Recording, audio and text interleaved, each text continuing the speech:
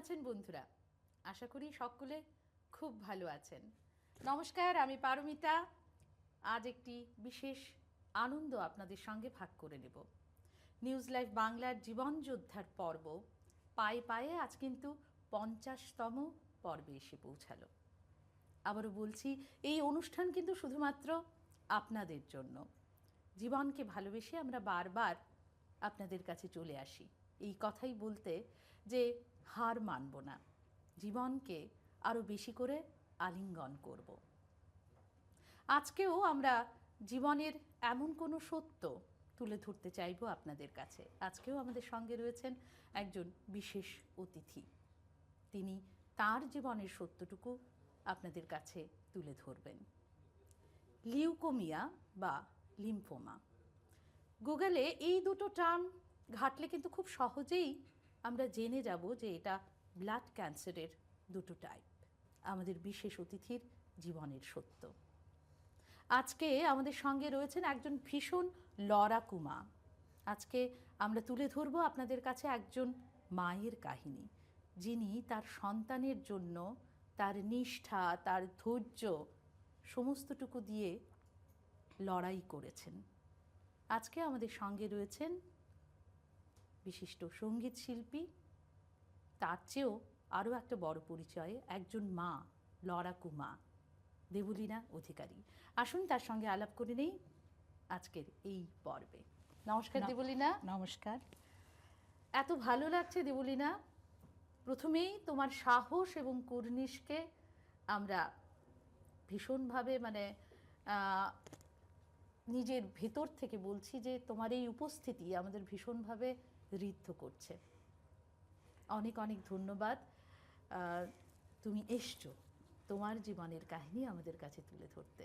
তো এই অনুভূতিটা তো একটু অন্যরকম। আজকে তুমি একজন সঙ্গীত শিল্পী হিসেবে নয়, একজন মা। তোমার যুদ্ধের কাহিনী নিয়ে আজকে তুমি আমাদের কাছে, কেমন সেই অনুভব? যুদ্ধর কাহিনীতে যাওয়ার আগে প্রথমেই আমি নিজেকে খুব লাকি মনে করছি যে আজকে 50তম এপিসোডে আমি উপস্থিত আছি এখানে। আর আমার জীবনের যোদ্ধাটা কিভাবে করেছি আমি, সেটাই আমি বর্ণনা করব এবং আমরা শিখতে চাই যে, আমি জানি মুহূর্তগুলো হয়তো কঠিন হবে, আমরা কখনো বা আবেগঘন হব, কিন্তু হয়তো দর্শক বন্ধুদের থেকে যারা এই কঠিন যুদ্ধের সঙ্গে লড়াই করছেন তাদের কাছে হয়তো কোনো না কোনো আশার বাণী পৌঁছে যাবে তোমার এই লড়াইটার মাধ্যমে। সেটাই আমরা চাই। এখনও মনে হয় সেই দিনগুলোর কথা, যখন 13 জুলাই ছিল সেদিন আমাদের, 13 জুলাই 2023 সন। তো সেদিন আমাদের পুরী যাওয়ার একটা টিকিট করা হয়েছিল। আমরা পুরো ফ্যামিলি, আমার বাবা মা, আমার শাশুড়ি আর আমরা সবাই মিলে আমরা পুরী যাব। তো এটা অনেক আগের থেকে প্ল্যানিং চলছিল। আর ছেলে তো খুব আনন্দ মনে, সামার ব্রেক হবে, পুরীতে যাব, সেও অনেক প্ল্যানিং করছে। তো 13 জুলাই আমাদের টিকিট ছিল। তো আমাদের রাতের 12টা নাগাদ আমাদের ট্রেন ছিল। তো সন্ধেবেলা মানে খেলে আসার পর, নিচে আমাদের সোসাইটিতেও খেলাধুলা করে, খেলে আসার পর ও বলছে, মা আমার না খুব উইক লাগছে, খুব হাঁপিয়ে যাচ্ছি। কিন্তু সে তো কখনো এই জিনিসগুলো করে না। তখন ওর বয়স কত? তখন 11 বছর বয়স। 11 বছর বয়স। ও মহারিষি বিদ্যা মন্দির 3 বর্ষজাই, ওখানেও ক্লাস 6-এ ওকে আমি হ্যাপি চাইল্ড হাই স্কুলের কর্মরতা, আমি সেখানে চাকরি করি। তো সেই স্কুলেই ও ছিল। তারপরে আমাদের একটু ডিস্টেন্স বেশি হয়ে গেছিল বলে তখন থেকেই ওর কিছুটা ও একটু টায়ার্ড হয়ে যেত, আমি দেখতাম। তো ভাবতাম হয়তো ডিস্টেন্সের জন্য ও টায়ার্ড হয়ে যাচ্ছে, শিফট করে নেই আমি। আমাদের বাড়ির কাছেই ছিল মহারিষি, তো ওকে ওখানেই অ্যাডমিশন দিয়ে দিলাম। তো তারপরেই আমাদের সামার ব্রেক হয়ে গেল জুলাই মাসে। তো সেদিন সন্ধ্যাবেলায় ও যখন বলছে আমাকে, তখন আমি ভাবলাম, আর আমি না সব মা বাবারাই খুব পজিটিভ থাকে নিজেদের সন্তানদের উপর, তো আমিও সেরকমই খুবই পজিটিভ। স্বাভাবিক। হ্যাঁ, তো আমি অল্প সময়ও ওয়েট করিনি, আমি বলছি চল আজকে যখন যাব আমরা জার্নিতে যাওয়ার আগে আমি ডক্টর তোকে দেখিয়ে নিই। তো ছোটোবেলার থেকেই ওকে ডক্টর সৌমেন্দু ভট্টাচার্য, উনি খুব ভালো পেডিট্রিশিয়ান, তো ওনাকে দেখাই আর কি। তো ওনাকে ফোন করলাম, উনি বললেন হ্যাঁ আমি আর্য হসপিটালে আছি চেম্বারে, আপনি চলে আসুন। তো আমি ওকে নিয়ে গেলাম আর্য হসপিটালে। তো যাওয়ার পর উনি একটু দেখলেন তখন তখন বললেন যে একটু ব্লাডও কম লাগছে আর স্প্লিনটা একটা এনলার্জ মনে হচ্ছে স্প্লিন। তখন আমি জানতাম না স্প্লিন একটা অর্গান বলে একটা। আমি তখন জিজ্ঞেস করলাম ওনাকে, আচ্ছা স্যার স্প্লিনটা কি, আপনি যে স্প্লিন বলছেন, বলছে না এটা একটা অর্গান, এটা আমার মনে হচ্ছে এটা আনলাম যে এটা হলে কি করতে হবে। বললো যে না এটা আমাদের একটু ইনভেস্টিগেশন করতে হবে। তো আমি বলছি আজকে যে আমাদের যাওয়ার দিন, আমরা যাব আজকে ঘুরতে পুরীতে। বলে না গিয়ে আসুন, কোনো অসুবিধা নেই, আপনি 2-3 দিনে তো ফিরেই আসবেন, 3-4 দিনে, কোনো অসুবিধা নেই, আসার পরে আমরা ইনভেস্টিগেশন করতে হবে। ঠিক আছে। তারপরে যথারীতি আমরা গেলাম। যখন আমরা ঘুরতে যাওয়ার তো একটা অন্য আনন্দ আমাদের, যে সকলে মিলে সমুদ্র দেখতে যাচ্ছি, সেই আর মানে ওর ফুর্তিটা একটু বেশি ছিল আমার ছেলের। তখন ওখানে যাওয়ার পর না ও খুব মানে এমন হলো, ওর পেছন দিকে একটা খুব পেইন হতো আর তার জন্য পিঠের মধ্যে। তো ও হাঁটতে কষ্ট হচ্ছিল, একটু হাঁটলেই হাঁপিয়ে যাচ্ছে, একটু হাঁটলেই এত। ও হোটেলেই থাকতো। তো মা বাবারা সবাই মিলে জগন্নাথ দর্শন করলো। তখন আমি ভাবলাম যে এত ছেলেটার এত এরকম, আমি তো ওকে নিয়ে তো জগন্নাথ দর্শনে ভেতরে ঢুকতে পারবো না, কিন্তু ওকে আমি বলেছিলাম বাবা চল দুজন মিলে আমরা যে কোনোভাবেই হোক ঠাকুরকে আমরা প্রণাম করে আসি ওখানে। তো জগন্নাথ মন্দিরে ছেলেকে নিয়ে প্রণাম করালাম, বাইরে থেকেই প্রণাম করিয়েছি, করে চলে আসলাম। প্রচন্ড ভিড়, মানে ওকে নিয়ে যাওয়ার মতন সেরকম অবস্থা, স্বাভাবিকভাবে মন খারাপ হওয়ারই কথা। আর তখনও এরকম কোনো ফিলিং আসেনি আমার যে ওর এই এত বড় মারণ রোগটা ওর হয়েছে। তো যাই হোক ওকে নিয়ে ঠাকুরকে প্রণাম করে যেরকম আমি আসলাম হোটেলে। তার পরের দিনই আমাদের টিকিট ছিল, আমি ওকে হুইল চেয়ার করে ওকে স্টেশনে নিয়ে যাওয়া। তারপরেও যখন গুয়াহাটি পৌঁছলাম 19শে জুলাই ছিল, 19th জুলাই, যখন আমরা কামাখ্যা স্টেশনে পেলাম। তো সেখানে আসার পর ওকে বাড়ি নিয়ে গেলাম। তারপর দিন মানে 20th জুলাই, 20 জুলাই, 20 জুলাই ওকে আমরা ইনভেস্টিগেশনের জন্য সকাল সকাল নিয়ে গেলাম। ব্লাড টেস্ট দিল, ব্লাড টেস্ট করলো, করার পর তো চলে আসলাম। ব্যথাটা তখনও ছিল মানে সেরকমভাবেই। তারপর সন্ধ্যাবেলা যখন আমি বারবার আমার হাজব্যান্ড সুরজিৎকে ফোন করছি যে রিপোর্টটা কি আসলো, তখন অবধি ও রিপোর্ট জানে না। তো তার মধ্যে হঠাৎ করে আমার কাছে আমার মনে আছে খুব একটু মেঘলা মেঘলা আকাশ, এইভাবে হঠাৎ করে ফোন এসছে সুরজিতের যে তুমি ওকে নিয়ে না আর্য হসপিটাল চলে আসো। বলতেই আমার না বুকটা কীভাবে করম, যে কেন? বলে না ওরকে ব্লাড দিতে হবে, ব্লাড হিমোগ্লোবিন 3-এ নেমে গেছিলো। তারপর তো যাই হোক, আমি সেরকম তখনও ভাবিনি যে হয়তো ব্লাড কমেছে, ব্লাড দিলে ঠিক হয়ে যাবে, আসারই কথা নয়। তারপর ওকে ছুটতে ছুটতে আমি একাই ওকে নিয়ে হসপিটালে নিয়ে গেলাম। নিয়ে যাওয়ার পর তখন সুরজিৎকে আমাদের একটা, তুমি তো সেটা জানোই, আমাদের মিউজিক্যালি ইউনাইটেড একটা গ্রুপ আছে যেখানে আমাদের 6টা ফ্যামিলির খুব আমাদের বন্ডিং, আমাদের ফ্যামিলি বন্ডিং, মানে ওরা ছাড়া আমরা কিছুই নয় এরকম আর কি। আমরা এতটাই। তো সেখানে দেবীপ্রিয়াকে চেনো, সেও একটু খুব ভালো সঙ্গীত শিল্পী, দেবীপ্রিয়া ব্যানার্জি। তো তার কাছে ডক্টর সৌমেন্দু স্যার মানে আমাকে না জানাবেন বলে উনি দেবীপ্রিয়াকে ফোন করে। তখন দেবীপ্রিয়া ছিল কলকাতায়। তো দেবীপ্রিয়াকে যখন জানায়, দেবীপ্রিয়া আবার সুরজিৎকে ফোন করে, প্লাস যেখানে আরিয়া ওয়েলনেসে যেখানে আমরা ব্লাড টেস্ট করছি সেখান থেকেও সুরজিতের কাছে ফোন যায় যে আপনি রিপোর্ট রেডি হয়ে গেছে, আপনি গিয়ে শুধু ডক্টরের সাথে দেখা করুন। সেই মানে ততক্ষণে সুরজিৎ তারপরে খবরটা পেয়ে গেল। যখন সুরজিৎ জানলো তখন মানে বুঝতেই পারছো, তখন আমি তো মানে কি বলবো, আমি তো তখনও জানি না। সুরজিৎ যখন জেনেছে সুরজিতের মানে কীরকম অবস্থা, তখন ওর সামনে সেই মিউজিক্যাল ইউনাইটেডই আরেকজন সদস্য অভিজিৎ দা, সেও একজন খুব ভালো গায়ক, তোমরা তো জানোই। তো অভিজিৎ দা আর তার ওয়াইফ সমর্পিতা সাহা, ওরা দুইজন এসে মানে সুরজিৎকে একদম মানে কাছে ছিল আর কি এই সময়টুকু, ওই সময়টায়।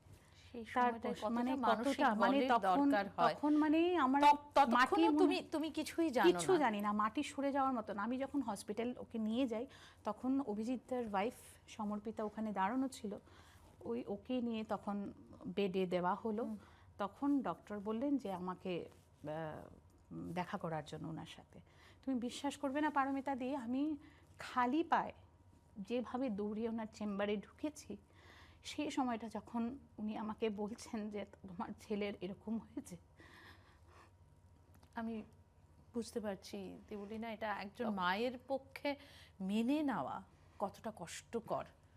তখন আমার কাছে মনে হচ্ছিল যে আমি কি স্বপ্ন দেখছি, এরকম লাগছিল আমার কাছে। কারণ কোনো দুঃস্বপ্ন হ্যাঁ, হোক সেটাই তো। আমাদের শুধু মনে ছিল আমার আর সুরজিতের, যে সুরজিৎ বলছে ওর জন্ডিস হয়েছে, হয়তো জন্ডিসের জন্য খেতে পারে না বা এরকম সামথিং।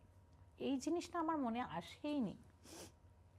তারপরে যাই হোক ডক্টর বললেন আমাদেরকে যে এটা সেই মুহূর্তে দাঁড়িয়ে তো তোমাদের একটা কঠিন সিদ্ধান্ত নিয়ে নিতে হয়েছে।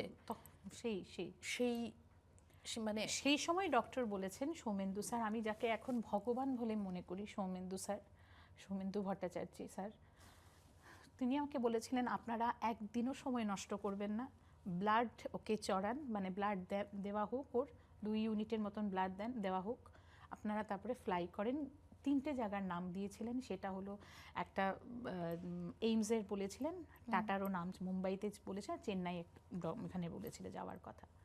তো আমরা যেহেতু মুম্বাইটাই চুজ করলাম, কারণ আমার ওখানে আমার কাজিন থাকে মুম্বাইতে, আমার ভাই সপ্তরাজ চক্রবর্তী।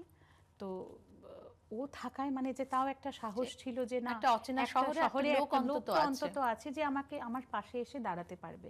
একদম। তো সেখানেই তোমরা সিদ্ধান্ত নিলে যে হ্যাঁ আমরা মুম্বাইতে যাবে। হ্যাঁ মুম্বাইতে যাব। আমি একটু রাখতে হচ্ছে এই মুহূর্তে, দর্শক বন্ধুরা আমরা শুনতে পারছি একজন মায়ের কাহিনী, একজন মায়ের লড়াইয়ের কাহিনী, কিন্তু এই মুহূর্তে আমাদের নিতে হবে একটা ছোট্ট বিরতি।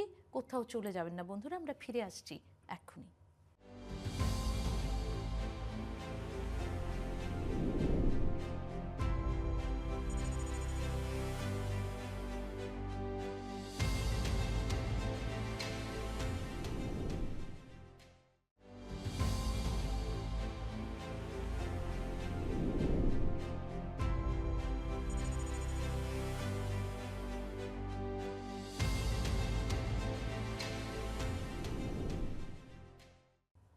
দর্শক বন্ধুরা আমরা ফিরে এলাম আবারও বিরতির পরে। আমাদের সঙ্গে আজকে রয়েছেন দেবলীনা। আমরা শুনছি দেবলীনার লড়াইয়ের কাহিনী। দেবলীনা, আবার ফিরছি তোমার কাছে। তুমি বলছো আমরা শিহরিত হচ্ছি কোথাও না কোথাও, কারণ এই লড়াইটা কতটা কঠিন ছিল সেটা খুব সহজেই অনুমান করতে পারি। মুম্বাই এমন একটা জায়গা, মায়ানগরী, সকলে ঘুরতে যায়। ওরকম একটা বর্ষণমুখর রাতে হাসপাতালের সিঁড়িতে তোমরা দুজন দাঁড়িয়ে আছো তোমাদের সন্তানকে নিয়ে। তো আমি কল্পনা করতে পারছি যে মানে কতটা ভয়ঙ্কর ছিল সেই সময়টা। সেই মুহূর্তে তোমাদের সাপোর্ট সিস্টেম হিসেবে কেউ বা কারা ছিলেন কি? নিশ্চয়ই ছিল। তার আগে যেটা বলতে চাই পারমিতাদি, আমি যেটা বললাম, সবসময় বলছি, এই যে আমাদের ফ্যামিলি বন্ডিং মিউজিক্যালি ইউনাইটেড গ্রুপের যারা আমাদের এই খবর পেয়ে সবাই, অনুপদাকেও চেনো, আশিসদা, ওরা সবাই, পার্থদা, সবাই এসে গেছিল এই সময়টায়। তারপরে তো আমরা বোম্বে গেলাম, মুম্বাইতে গেলাম। যেদিন গেলাম সেদিন হলো তোমার 22শে জুলাই 2023 শনিবার ছিল। আমার এখনো মনে আছে, আমি যখন মুম্বাই পৌঁছাই, কিছু জানি না, শুধু ভাইকে বলেছিলাম তুই থাকবি। ওর থেকে টাটা হসপিটাল অনেকটাই দূর, ওর ঘর থেকে, আর সাংঘাতিক বৃষ্টি। পারমিতাদি কি বলবো তোমায়, মানে অনেক জায়গায় জল হয়ে গেছে। যাই হোক, ওই সময়টা মনসুন, মুম্বাইতে এই সময় বৃষ্টি থাকেই। যাই হোক, ও কোনোভাবে ম্যানেজ করে এসছে, টাটা হসপিটালে এসছে, আমরাও গিয়ে পৌঁছেছি। যাওয়ার পর তো বিশাল ব্যাপার, কোন দিকে কি করব, তাও শনিবারই দুপুর 2টোর মধ্যে সব শেষ, মানে বন্ধ হয়ে যায়, কি টেস্টের ব্যাপার আছে। যাই হোক, কোনো রকম ডক্টরের এটা পাওয়া গেল, ডক্টরকে দেখালাম, তো ডক্টর প্রথমেই আমাদেরকে জিজ্ঞেস করেছিল যে এটা কি হেরিডিটারি, মানে এটা কি এরকম কারো পরিবারে হয়েছে কারোর কিনা? হয়েছে কিনা। তখন আমরা বললাম যে না, তখন ডাক্তার বললো যে না, সব সময় যে পরিবারের থাকলেই হবে সেটা নয়, এটা ফুড হ্যাবিটসেও হতে পারে। ফুড হ্যাবিটসেও হতে পারে, আমি আসবো এই কথাটায়। তারপর যাই হোক, এরকম করে আর এত বৃষ্টি, সে সঙ্গে লাগেজ, কোন দিকে কী করে বাচ্চাটার মুখটার দিকে তাকাই, ওর মনে কিভাবে কীরকম যে ওর চলছে, মা কখন যাব হোটেলে, কখন যাব হোটেলে, এই দিন এই কোনো প্রশ্ন প্রশ্ন করেছিল তখন তোমাকে? কোনো প্রশ্ন করেনি, বলছি শুধু কখন আমার হয়েছে কি মাম্মা, কি হয়েছে। তখন আমি বললাম যে না বাবা তোমার, তখনও আমি ওকে বলিনি যে ব্লাডে ইনফেকশন হয়েছে, ব্লাডে ইনফেকশন এটা বলেই ওকে নিয়ে এসছি আমি। তারপরে যাই হোক, অথচ ও তো দেখতে পাচ্ছে ক্যান্সার হসপিটাল, তখন ও পুরো বুঝতেই পারে, তাও আমাকে কিছু বলেনি, খুব চাপা আমার ছেলে। তারপর যাই হোক, রাত 12টা যখন, আমার ভাই আমার সাথেই, সুরজিৎ আছে, সুরজিৎ কি করবে মানে কোনো কিছু আমরা দিশাহারা, এক বিল্ডিং থেকে বিশাল জায়গা, কোথায় কি করবো খুঁজে মানে পেতেই কিছু তো মানে অনেকক্ষণ এরকম চলে অবস্থা। যাচ্ছে। যাই হোক, রাত 12টায় যখন ওর রিপোর্ট ডক্টর দেখলো, দেখার পর আমাদেরকে একটা কথাই বলেছিল, आप लोग कहाँ पे घूमते रहेंगे, उसको অ্যাডমিট कर देता है, মানে অ্যাডমিট করলে ওর প্রপার ট্রিটমেন্ট শুরু হয়ে যাবে। তখন আমরা বললাম, আমরা মানে খুব তখন মানে ভাবলাম যে হ্যাঁ হ্যাঁ নিশ্চয়ই আপনি ওকে অ্যাডমিট করে দিন, সেটাই কারণ তো। ওর ব্লাড কম ছিল, প্লেটলেট লেভেলও অনেক কম ছিল। তারপর যাই হোক, যখন অ্যাডমিট করলো তখন রাত্রি 12:30, সব কিছু নিয়ে প্রসিজিয়ার আছে, সব কিছু করে তখন আমি যখন পেডিয়াট্রিক সেকশনে গেলাম, মা আর ছেলেকে ঢুকতে দিল, তারপর বাবাকে আর ঢুকতে দিল না। যাই হোক, তারপরে অ্যাডমিট করা হলো, ওই থেকেই ওর ট্রিটমেন্টটা শুরু হলো। 22শে জুলাই এখনো মনে আছে ওই দিনটা। আর আমি তো মানে ওর সামনে না কাঁদতে কতদিন পারি। তোমাদের ওখানে থাকতে হয়েছিল? 8 মাস। 8 মাস। 8 মাস। তারপরের যে জার্নিটা, তারপরে সুরজিতের যেটা, সুরজিতের ভূমিকাটা হ্যাঁ, এখানে খুব বেশি ইম্পর্টেন্ট, খুবই ইম্পর্টেন্ট, কারণ সুরজিৎও খুব জলি ছেলে, আমরা জানি, সকলেই জানি, এবং তোমাদের পরিবারটাকে যেহেতু আমরা জানি, তো সেই জায়গায় দাঁড়িয়ে সুরজিৎ একটা কথা তোমাদের লুকিয়ে গেছে, যে ওর প্রাইভেট চাকরিটা তখন চলে গেছিল। হ্যাঁ, সেই মুহূর্তে যায়নি, তখনও ছিল ওই আসলে এই যে মানে এই যে সহযোগিতা, হ্যাঁ, সহমর্মিতা আমি বলবো, একদম। একটু দর্শকদের কাছে যেতে চাইছি। দর্শক বন্ধুরা, আমাদের এই কাহিনীগুলো তুলে আমরা এই কারণেই ধরি, যেন ওই দিকের মানুষগুলো যেন আরো শক্তি সঞ্চয় করতে পারেন, আর একটু ভরসা জোগাতে পারেন। সবচাইতে আমরা আমাদের সমাজে সবচাইতে যেটা গুরুত্বপূর্ণ, যে আমরা একে অপরের পাশে আছি কিনা। বিপদ যে কোনো দিন আসতে পারে, ঝড় যে কোনো কাউকে যে কোনোভাবে তছনছ করে দিতে পারে, কিন্তু তখন যদি একটা সহমর্মিতার হাত এগিয়ে আসে, সেখানে কিন্তু ওই পরিবার বা ওই মানুষটি কিন্তু বেঁচে যান। আমি তো হসপিটালেই ছিলাম 4-5 দিন। তারপর ওখানে যারা, ওরা যখন একটা মেসের তুমি মতন, বলছো আমারও কিছু পুরনো স্মৃতি মনে পড়ছে, সেটা অন্য কোনো দিন, কিন্তু সত্যি এই দিনগুলি বড্ড ভয়ঙ্কর হয়, বড্ড ভয়ঙ্কর। আর আমরা এরকম গুরুদুয়ারাতে ছিলাম কিছুদিন, কোনো একটা বাড়ি নেওয়া হয়েছে, সেটাও ভীষণ আনহাইজেনিক ছিল। মানে সেখানে মানে কি দিব্য ধরনের এসে লড়াই, পারেনি, মানে ইস! কিভাবে।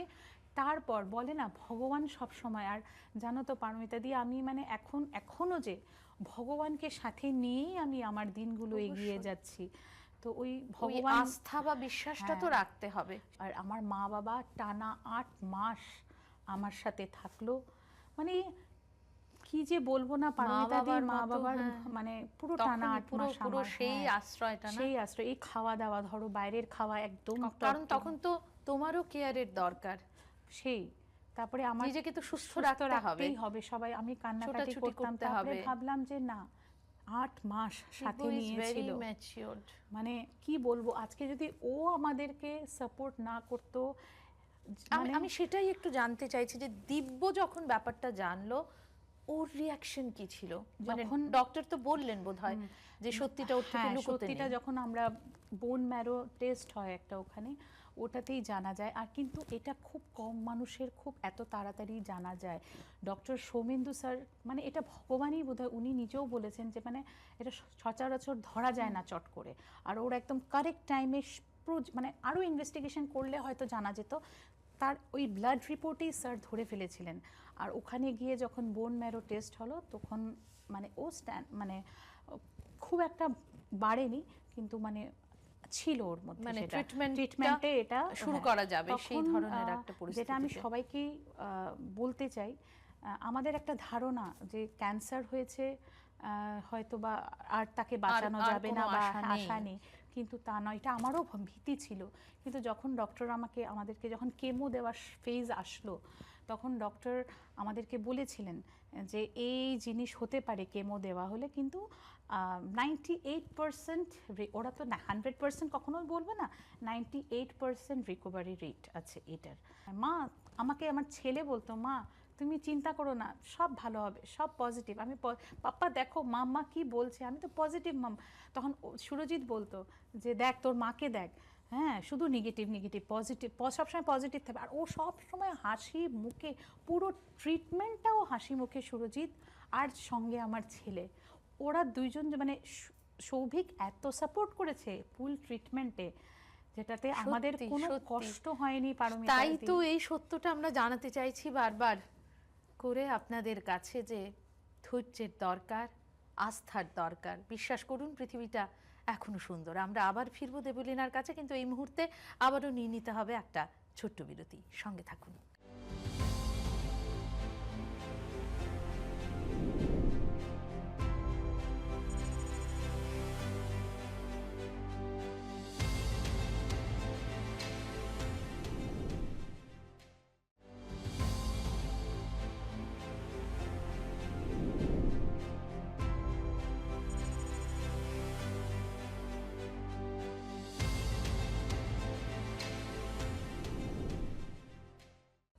দর্শক বন্ধুরা, আমরা ফিরে এলাম আবারও বিরতির পরে। আমরা শুনছি আজ এক মায়ের লড়াইয়ের কাহিনী।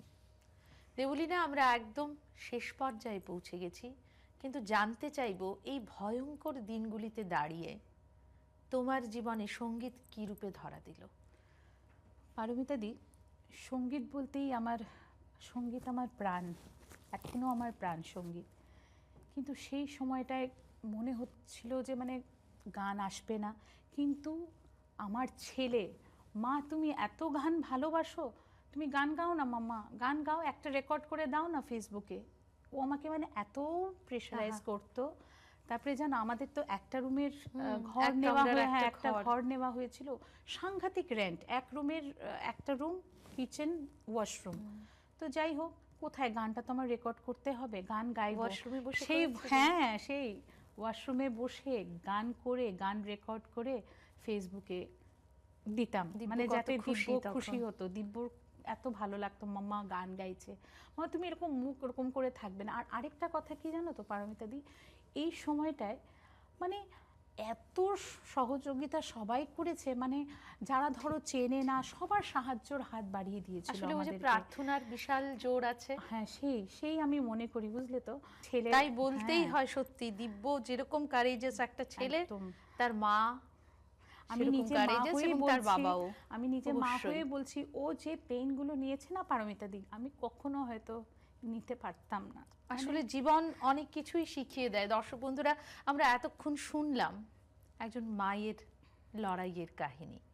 সেই লড়াইয়ের জন্যই আপনাদের কাছে তুলে ধরা, যাতে করে কোনো না কোনো মানুষ অনুপ্রাণিত যেন হন। যারা এই যুদ্ধের সঙ্গে লড়াই করছেন, তাদের কোথাও যেন একটা আশার বাণী পৌঁছে যায় যে ক্যান্সার মানেই কিন্তু সব শেষ নয়, সব নায়ের পরেও একটা হ্যাঁ থাকে। আমরা ফিরবো দেবলীনার কাছে। যেতে যেতে জানতে চাইবো যে তুমি দর্শকদের কি বলতে চাও, যদি আজকে গানে গানে কিছু বলো সেটা আমাদের আরো ভালো লাগবে। গান, হ্যাঁ নিশ্চয়ই 2 লাইন গান করব আমি পারমিতা দি। তার আগে দর্শক বন্ধুদের এটাই জানাতে চাই যে আপনারা কখনোই হার মানবেন না। নিশ্চয়ই মা বাবা হয়ে সবারই মনটা একটু দুর্বল হয়ে যায়, আমরা ভেঙে পড়ি, কিন্তু দেখেন এছাড়া তো আমাদের কোনো উপায় নেই, আমাদের ফাইট করতে হবে, সেটাই ভেবে আমাদের এগিয়ে যেতে হবে। নেগেটিভ মানুষদের থেকে, নেগেটিভ থটস থেকে একদম দূরে থাকতে হবে, আর পজিটিভিটি আমাদেরকে এগিয়ে নিয়ে যাবে। আর ভগবান তো নিশ্চয়ই, ভগবানকে সাথে নিয়ে পজিটিভিটি, আস্থা রাখতে হবে। হ্যাঁ পজিটিভিটি নিয়ে চলতে ধৈর্য হবে। এবং আস্থা আর দুটোই ভীষণ সবচেয়ে বড় দরকার। জিনিস হলো ফুড হ্যাবিটস, যেটা আমার ছেলে আমাকে শিখিয়ে দিয়েছে। তার খাওয়া দাওয়া, সে এত ফুডি ছিল, তা সে এখন ভেজ খায়, একদম কম তেলে কম মশলায় রান্না। চিকেন ফিশ একদম খায় না, তাও 15 দিনে একবার হয়তো ফিশ অথবা চিকেন, মানে মান্থলি ও একবার ফিশ যদি খায় নেক্সট মাসে একবার চিকেন খাবে। ফুড হ্যাবিটটাও মানে আসলে একদম খুব মানে ননভেজ, রাখে। হ্যাঁ খুবই মানে রাখে। ফুড সুস্থ হ্যাবিটস থাকুক দিব্য, সেটাই আমরা ভীষণভাবে চাইবো, এবং একটা সুস্থ সবল জীবন সে বয়ে বেড়াক, সেটাই তোমাদের আশীর্বাদ, ঠাকুর তোমাদের বলো। ভালোবাসা, এবং আমাদের সকলের পুরো পরিবার থেকে ওর জন্য শুভেচ্ছা রইল। সত্যি আমারও খুব ভালো লাগলো। জীবন যোদ্ধাকে আমার তরফ থেকে অনেক অনেক ধন্যবাদ আমরাও জানাচ্ছি যে আপ্লুত। আমার মনের কথাটুকু যে আমি সবার সাথে শেয়ার করতে পেরেছি। আজকে তুমি আছো, দুটো লাইন তো শুনতে চাইবো একদম দেবলীনা। একদম। আমি একটা মোটিভেশনাল হিন্দির একদম, একটা গান হ্যাঁ। করছি। ये मत कहो खुदा से मेरी मुश्किलें बड़ी है, ये मत कहो खुदा से मेरी मुश्किलें बड़ी है, ये मुश्किलों से कह दो मेरा खुदा बड़ा है, क्या बात। ये मुश्किलों से कह दो मेरा खुदा बड़ा है, आती है आंधियां तो करे उनका खैर मकदम, तूफान से ही तो लड़ने खुदा ने तुझे गढ़ा है, আহা, ये मत कहो खुदा से मेरी मुश्किलें बड़ी है, ये मुश्किलों से कह दो मेरा खुदा बड़ा है, मेरा खुदा बड़ा है, मेरा खुदा बड़ा है। সত্যি তাই দর্শক বন্ধুরা, আমাদের এই সমস্ত মুশকিল থেকে ঈশ্বর অনেক বড়, জীবন অনেক বড়। ভালো থাকুন সকলে, আবারও দেখা হবে পরবর্তী পর্বে। নমস্কার।